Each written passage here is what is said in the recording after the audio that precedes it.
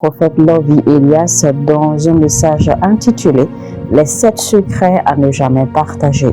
7 secrets que vous ne devez jamais partager en tant que chrétien. Alors, chers frères et sœurs, il est très important d'être une femme ou un homme de Dieu qui ne parle pas beaucoup, c'est-à-dire une personne ou un chrétien qui ne dit pas tout, qui ne parle pas beaucoup. C'est-à-dire que vous devez être un chrétien qui ne dévoile pas tout concernant sa vie, un chrétien qui ne dévoile pas tout concernant ses activités.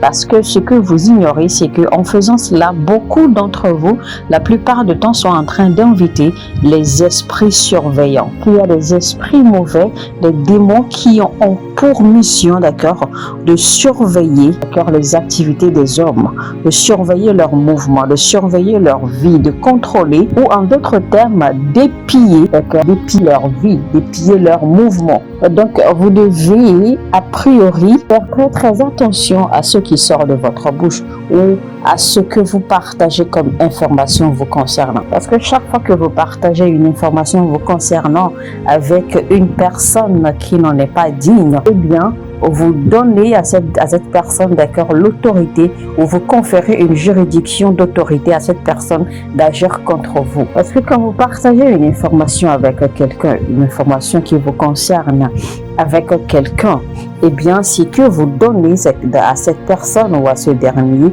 eh bien, la plateforme. C'est-à-dire que l'autorité ou la base, une juridiction pour que cette personne puisse avoir maintenant un accès, d'accord, à vous et à ce qui vous concerne physiquement et spirituellement. Et ceci soit pour vous aider à bâtir, soit pour vous aider à accomplir ou pour détruire. Alors, si vous expérimentez d'accord un genre de cercle de vie, c'est-à-dire que votre vie ne fait que tourner en rond, votre vie se déroule en fait comme une boucle, d'accord, qui ne fait que tracer ou marquer que des recommencements encore et encore. Parfois, vous avez l'impression que vous allez de l'avant, mais soudainement, vous vous retrouvez encore en arrière. Vous vous retrouvez encore en train de faire marche arrière. Vous vous retrouvez, d'accord, comme dans un cercle infernal qui ne s'arrête pas. Eh bien, quand vous vivez ce genre de choses, quand vous expérimentez ce genre de choses, il faut simplement comprendre qu'il y a un mauvais œil qui vous surveille, ou en d'autres termes, qui épie votre vie. Donc, la première façon de vous protéger, eh bien, c'est de ne pas beaucoup parler. Ne dites pas tout vous concernant. Ne donnez pas toutes les informations sur ce que vous faites, sur vos activités, etc. Parce qu'il y a des gens qui n'attendent que vous partagiez, d'accord, des informations vous concernant pour qu'ils l'utilisent contre vous, pour vous faire du mal. Aussi, je vais dire à une autre catégorie de personnes, eh bien, occupez-vous de vos affaires. Parce que si vous ne vous occupez pas de vos affaires, eh bien, vous finirez par cultiver ou développer un œil malveillant. Donc, je vous conseillerais de commencer déjà, d'accord, à vérifier, d'accord, à analyser ou à regarder autour de vous les gens qui vous entourent, les gens avec qui vous faites des choses. Eh bien, regardez bien, d'accord, au milieu de vos amis, de votre cercle d'amis, de votre cercle de compagnons, etc. Parce que ce qui détruit les gens, eh bien, généralement, est très, très proche d'eux. Donc, vous devez être sage. Ne donnez pas le pouvoir aux gens sur vous. Cela vous est-il déjà arrivé de partager vos rêves avec quelqu'un ou avec des gens et qu'en fin de compte, en fait, vous vous retrouvez faible ou découragé parce que, eh bien, ils ne vous supportent pas ou qu'ils ne comprennent pas votre rêve ou qu'ils banalisent votre rêve? Alors, je m'en vais vous dire quelque chose de très puissant aujourd'hui. Ce n'est pas tous les rêves ou tous les plans que Dieu vous révèle ou que Dieu vous montre qui sont à partager, d'accord, avec tout le monde. Dieu veut plutôt que nous évoluions en silence. Dieu veut plutôt que nous gardions ce qu'il nous a révélé. Parfois, il nous amène même, d'accord, en fait, à marcher seul et solitaire. Parce qu'en réalité, ce n'est pas tout le monde, d'accord, qui peut comprendre vos rêves ou qui peut comprendre vos aspirations ou qui peut vous comprendre et supporter les aspirations ou les convictions ou les plans que Dieu décrit en vous. Rappelez-vous de Joseph, d'accord, de l'histoire de Joseph dans le livre de Genèse. quand il a fait un rêve et il a partagé ce rêve avec ses frères. Ce rêve, en fait, lui avait été donné par Dieu. Et quand il s'est réveillé, il était tellement excité qu'il n'a pas hésité à partager son rêve avec ses frères. Et rappelez-vous ce que cela a suscité. Cela a suscité en ses frères une grande jalousie et une haine terrible qu'on ne peut pas expliquer, simplement à cause de son rêve. Et c'est cette même jalousie et cette haine intense à l'égard de leur frère Joseph, simplement parce qu'il a eu à faire un rêve et qu'il a partagé avec eux. C'est cette haine qui les a même amenés, d'accord, en fait, à pousser leurs frères en exil, à vendre leurs frères en esclavage. Donc l'histoire de Joseph nous rappelle une vérité bien amère qui est toujours réelle, une vérité qui est toujours d'actualité jusqu'à ce jour, que ce n'est pas tout le monde, d'accord, qui est fait pour comprendre ce que Dieu a mis sur votre vie. Vous devez toujours apprendre à discerner les saisons et les moments. Vous devez apprendre quand est-ce qu'il faut parler et quand est-ce qu'il faut garder silence. Que vous pourriez avoir un cœur grand, vous pourriez avoir d'accord, en fait, l'excitation, vous pourriez être tellement content de partager vos plans, vos visions, vos rêves avec des gens qui n'ont peut-être rien, d'accord, de bon pour vous. Des gens qui ne nourrissent aucun intérêt pour votre vie, pour votre réussite. Des gens qui ne vous apprécient pas, des gens qui font semblant ou des gens qui prétendent, des gens qui sont autour de vous et qui n'accordent aucun crédit, d'accord, en fait, à votre succès. Donc, il faut apprendre parfois à garder le silence. Garder le silence, ce n'est pas une faiblesse, c'est plutôt de la sagesse. Et donc, il est écrit dans le livre d'Ecclésiaste, il y a un temps pour tout. Il y a un temps pour garder le silence. Il y a un temps pour parler. Et donc, nous allons découvrir à travers ce message le pouvoir du silence et comment rester calme et patient et attendre alors la manifestation des plans de Dieu pour sa vie. Seul un homme de Dieu ou une femme de Dieu ou un chrétien ou un croyant, d'accord, qui a véritablement été lavé, purifié par le sang du Christ, quelqu'un qui est véritablement propre de son cœur, pur de son cœur, qui verra, d'accord, qu'un autre frère ou qu'une autre sœur, d'accord, réussit quelque chose et va le célébrer de façon sincère, de façon honnête, sans aucune arrière-pensée, sans aucune intention négative, sans aucune pensée négative. Mais dans le même temps, malheureusement, beaucoup, ou plutôt la majorité des gens, d'accord, ne feront jamais cela. La majorité des gens ne pourront pas être purs de cœur à célébrer la réussite ou la joie d'un frère ou d'une sœur de façon honnête, de façon sincère, sans aucune intention négative derrière, sans aucune intention de jalousie ou sans aucune intention d'envie. Beaucoup vont célébrer avec vous, d'accord, mais derrière vous vont critiquer votre acte ou vont critiquer votre bénédiction. Voilà pourquoi donc il est très important de faire attention aux informations que vous divulguez vous concernant. Je vous donne un exemple. Par exemple, vous avez un projet sur lequel vous travaillez, que vous préparez. Vous avez certainement partagé, vous avez certainement partagé l'idée ou la vision ou le plan avec quelqu'un.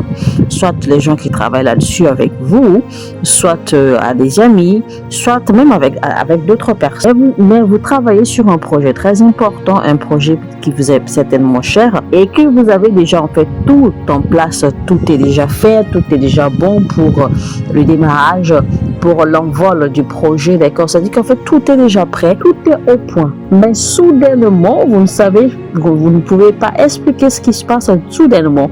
Eh bien, le projet capote. Soudainement, les choses vont mal. Soudainement, un mauvais vent souffle. Et vous ne comprenez pas ce qui se passe. Vous ne pouvez pas expliquer ce qui se passe. Et qu'est-ce qui arrive? Eh bien, vous subissez un échec lamentable. Alors, je vais vous dire, c'est très très simple. Il ne faut pas chercher loin. Il y a un mauvais œil, un œil malveillant qui a épié votre vie, qui a épié votre projet et qui a travaillé contre. Quelqu'un a utilisé un œil malveillant contre vous. Les esprits malins et les démons ne peuvent pas simplement s'en prendre à vous. Ils ne peuvent pas s'en prendre à vous sans se baser sur quelque chose. Parce qu'ils n'ont pas en fait cette juridiction légale de s'en prendre à vous s'ils ne s'appuient pas sur une information. Ils attendent toujours de se baser, d'accord, sur les paroles, ou sur les dires, ou sur les informations sorties de la bouche de quelqu'un, d'accord, pour pouvoir agir en conséquence. De la même façon que les anges de Dieu cherchent à accomplir les paroles de Dieu dans la vie de nous, les hommes, eh bien, les esprits malins et les démons cherchent aussi à accomplir les mauvaises paroles, les paroles négatives, les paroles maléfiques. Nous allons lire rapidement Psaume 32, versets 7 à 8. Il est écrit: Tu es un asile pour moi. Tu me garantis de la détresse. Tu m'entoures de chants de délivrance. Je t'instruirai et je te montrerai la voie que tu dois suivre.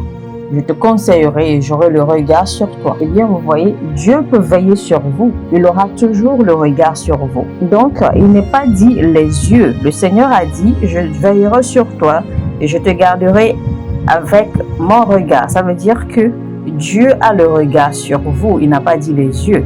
Alors, si Dieu peut avoir le regard sur vous, maintenant, quand le regard de l'Éternel est sur quelqu'un, eh bien, il sait toujours les bonnes décisions à prendre. Il sait toujours la bonne voie à suivre. Il commet rarement des erreurs. Il sait toujours ce qu'il faut faire et quand il faut le faire. Maintenant, quand un mauvais regard ou un mauvais œil est sur vous, c'est-à-dire que quand un mauvais œil, quand un œil maléfique, un œil malveillant, d'accord, épie votre vie, eh bien cela peut même vous conduire à commettre des erreurs. Cela peut vous conduire à marcher contrairement, d'accord, à vos plans. Cela peut vous conduire à marcher contrairement au plan de Dieu. Parce qu'un œil malveillant qui est posé sur vous, eh bien, son but en fait est de mal vous diriger, mal vous orienter, faire pour que vous commettiez des erreurs, faire pour que vous tourniez en rond. Par exemple, les enfants d'Israël, quand ils se sont retrouvés dans le désert, eh bien, et qu'ils étaient tout le temps désobéissants, eh bien, le regard malveillant d'accord, en fait, était sur eux. Et c'est ça qui a fait en fait que les enfants d'Israël ont tourné en rond dans le désert, pensant qu'ils sont en train d'avancer. Parce qu'en réalité, ils pensaient qu'ils avançaient. Mais en fait, ils étaient étonnés d'accord de se retrouver au point de départ. Ils se posaient toujours la question, est-ce qu'ils ne se retrouvent pas au point de départ encore une fois? Donc, pendant qu'eux, ils marchaient, pendant qu'ils évoluaient, eh bien, ils pensaient qu'ils avançaient vers la terre promise. Mais ils ne savaient pas qu'ils sont toujours dans le désert et qu'ils sont en train de tourner en rond sur place, sans même s'en rendre compte. Et quand un œil malveillant est posé sur vous, eh bien, c'est toujours, d'accord, le résultat de quelqu'un qui vous envie, quelqu'un qui est jaloux, quelqu'un qui n'est pas content, quelqu'un qui ne vous apprécie pas, quelqu'un, d'accord, qui utilise ses yeux malveillants contre vous. Voilà pourquoi donc il faut faire attention à ce que vous faites. Parfois même il faut faire attention également à votre apparence, parce que parfois, eh bien, votre apparence peut paraître trop correct ou trop propre pour certaines personnes. Malheureusement, eh bien, c'est la mentalité de certaines personnes. Et cela va même susciter des jalousies et des ondes. Parce qu'en réalité, l'extérieur est toujours attractif. Et l'extérieur suscite toujours de la jalousie et de l'envie. Donc, il faut apprendre à garder votre silence. Il faut apprendre à ne pas divulguer les informations sensibles vous concernant. Surtout quand vous savez que vous êtes sur le point d'avoir une percée, quand vous savez que vous êtes sur le point d'avoir une bonne nouvelle, quand vous savez que vous êtes sur le point d'accord d'expérimenter un avancement, une évolution, etc., un succès, etc. Eh bien, ce sont des moments assez critiques, des moments assez délicats pour que vous gardiez votre bouche fermée, pour que vous ne divulguiez pas des informations sensibles pour donner accès et ouvrir d'accord une autorité ou une juridiction afin que vous n'ouvriez pas la porte d'accord pour les yeux malveillants, parce que si vous ne faites pas attention, vous risquez d'accord de leur donner autorité et juridiction à travailler contre vous. Donc ces moments, ces saisons sensibles de votre vie sont très importantes. Vous devez être sensible pour capter d'accord ce qui se passe dans votre atmosphère, dans votre environnement, et alors garder le silence Ne divulguez pas vos informations, faites très très attention. Mesdames et messieurs, c'était donc le prophète Lovie Elias dans le message intitulé « Les 7 choses à ne pas partager ».